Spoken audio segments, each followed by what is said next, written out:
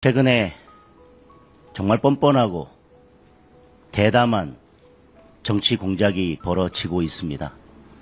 국회에 조작된 음성 파일을 들고 와서 전 국민을 상대로 대국민 사기극을 벌였습니다. 이것은 사법부 장악을 위한 거대한 음모에서 비롯된 파렴치한 중대 범죄입니다.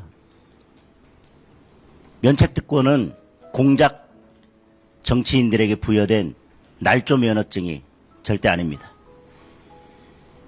이번 사건은 단순한 가짜뉴스 유포가 아닙니다.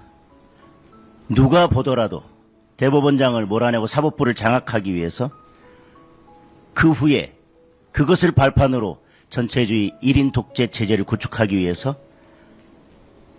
철저히 준비하고 조직적으로 계획한 정치 공작입니다. 당대표도 국무총리도 법사위원장까지도 가세한 계획되고 준비된 조직적 정치 공작이라는 사실을 다시 한번 강조해서 말씀드립니다. 이번 공작이 성공했더라면, 그래서 대법원장을 축출하고 사법부를 결국 장악한다면 결국 대한민국은 1인 독재 체제의 서막이 열리는 것입니다. 자다가도 벌떡 일어날 끔찍한 정치 공작이라고 생각합니다. 조직적이고 계획된 이번 정치 공작처럼 조직적이고 계획된 반헌법적 중대 범죄에 대해서는 면책특권이 적용될 틈은 그 어디에도 없습니다.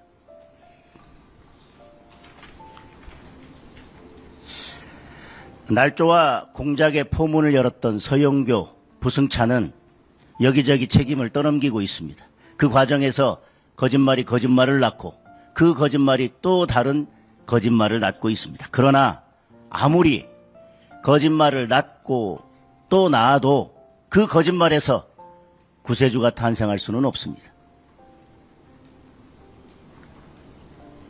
이런 것들을 보면 결국 더불어민주당은 반헌법적 정치 테러 집단임이 명백합니다.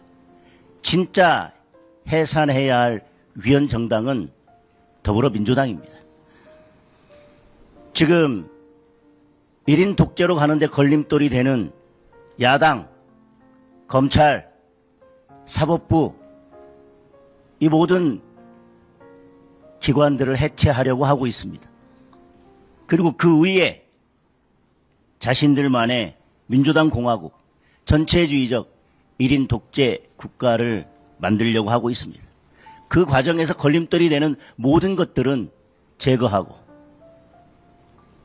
이제 마지막으로 헌법을 개정해서 전체주의적 1인 독재 체제에 지붕을 얹으려고 하고 있습니다. 이런 1인 독재 체제의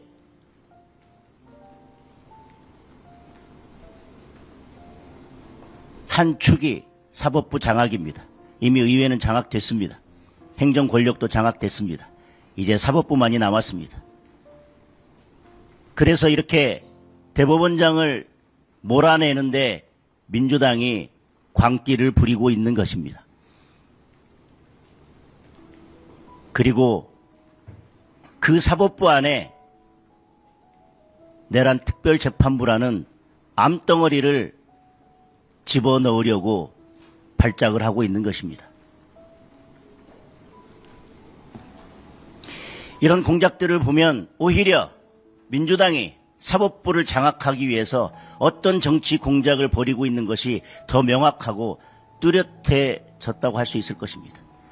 대법관을 늘리려고 하는 의도라든지 대법원장을 몰아내려는 의도라든지 특별재판부를 설치하는 의도라든지 이 모든 것이 결국은 이번 공작을 통해서 더불어민주당이 1인 독재 체제로 가려고 하는 큰 밑그림 안에 있다고 하는 것이 더욱 분명해졌습니다. 국민의힘은 당원들과 함께 국민들과 함께 반드시 막아내겠습니다. 내일 대구에서 우리 당원들과 국민들과 함께 모여 더불어민주당을 강력히 규탄하고 이런 무도한 사법부 장악과 1인 독재 체제 구축을 막아내기 위한 결의를 다지겠습니다. 청년의 날, 이재명 대통령에게 묻습니다. 이재명 대통령이 지금의 청년들에게 물려주고 싶은 나라는 도대체 어떤 나라입니까?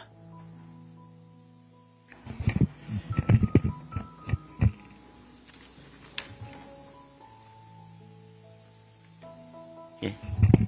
질문 있으면 질문에 몇 가지 답하겠습니다.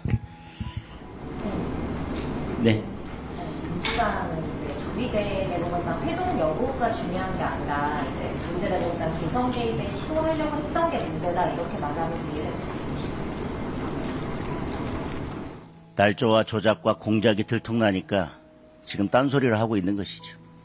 아무리 딴소리를 해도 대법원장을 몰아내기 위해서 민주당 전체가 나서서 날조와 조작과 공작을 했다는 그 사실은 절대 사라지지 않습니다. 수사받으면 밝혀질 일이라고 했습니다. 민주당 의원들에게 말씀드립니다. 수사기관에 가서 수사를 받으십시오. 그러면 밝혀질 일입니다. 네.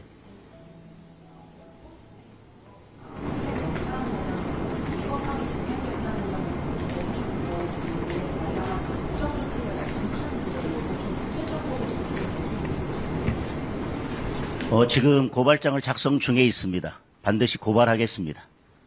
분명히 영장에는 집행에 관해서 매우 구체적으로 기재되어 있었습니다. 그리고 특검은 애써 피하려고 했지만 영장을 발부한 법관이 수기로 추가한 부분이 있습니다. 본건 범죄 사실과 관련하여 라는 부분을 추가했습니다. 특검은 영장에 기재된 대로의 집행 방법도 지키지 않았고 범죄 사실과 관련 없는 부분에 대한 압수수색까지 진행했습니다. 저희들은 분명히 집행 방법에 대해서 서면으로도 의견을 제출했고 집행 과정에서 일일이 이의를 제기했지만 특검은 수용하지 않았습니다. 이런 무도한 집행에 대해서 2025년 대한민국 법치주의 대한민국 헌법 아래에서 하늘 아래에서 이런 일이 벌어지고 있는 것에 대해서 침묵한다면 대한민국의 법치주의는 곧 사망할 것입니다. 반드시 강력한 조치를 취하겠습니다. 어제 말씀드린 대로 핵심적인 자료는 가져가지 못했기 때문에 다시 3차 집행을 나오겠다고 예고하고 갔음에도 불구하고 저희들이 법적 조치를 취한다고 경고하자 특검이 더 이상 강제집행, 압수수색 영장 집행을 하지 않겠다라고 어제 입장을 밝혔습니다. 매우 이례적인 것입니다. 수사 과정에서 추가로 압수수색 영장을 발부받거나 추가로 압수수색 영장 집행을 하지 않겠다는 입장을 밝힌 예는 저는 대한민국 역사에서 없었다고 생각합니다.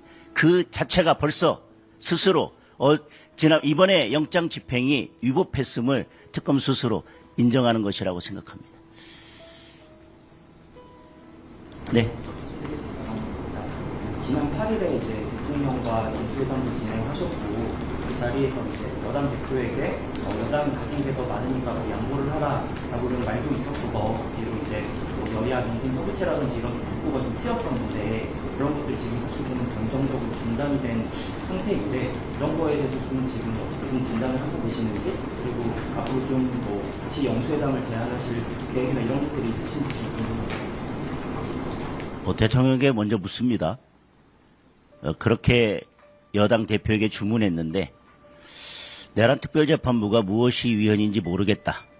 대법원장 사퇴 압박에 대해서 원칙적으로 공감한다라는 것은 어떤 의미인지 묻고 싶습니다. 그리고 지금의 여당을 보십시오.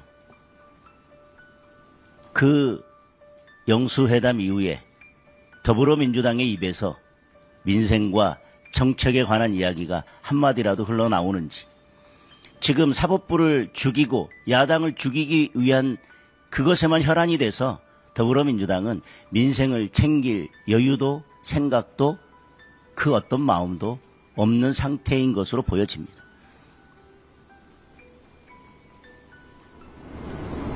네. 민주당에서는 어제 이제 특검이 압수수색 강원정부 압수수색 과 관련해서 이제 우리 당의 통일의 신자가 너무 많다. 사이비 정도의 좌지우지 되는 정당은 더 이상 불릴 이유가 없다.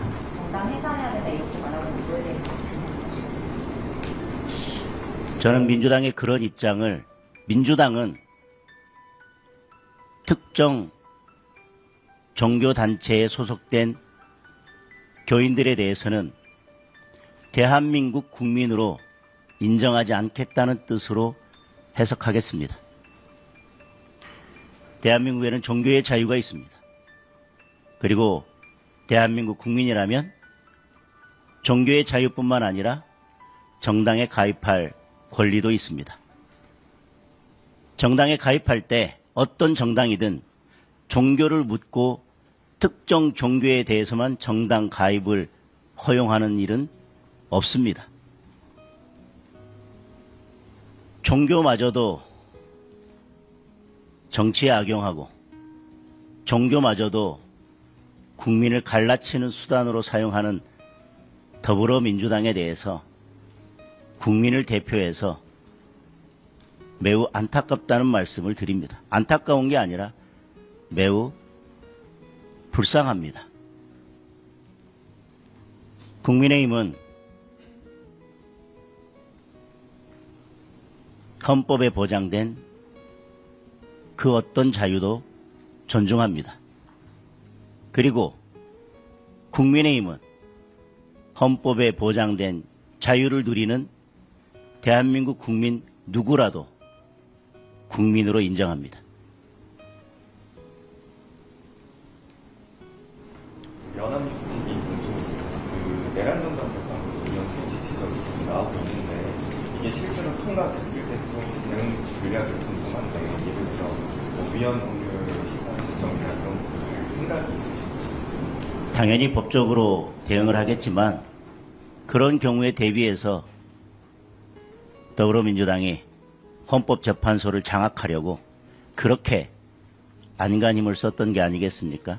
결국 이런 것들을 막아낼 수 있는 저는 마지막 최후의 보루는 국민이라고 생각합니다. 저는 이런 반헌법적 정치 테러 집단 그리고 정말 해산되어야 될 위헌 정당에 대해서 국민들께서 결코 용서치 않을 것이라고 생각합니다. 잠시 위임한 권력을 1인 독재 체제를 구축하고 헌법을 파괴하는 데 쓰는 것을 국민들은 절대 용납하지 않을 것입니다. 여기까지 하겠습니다.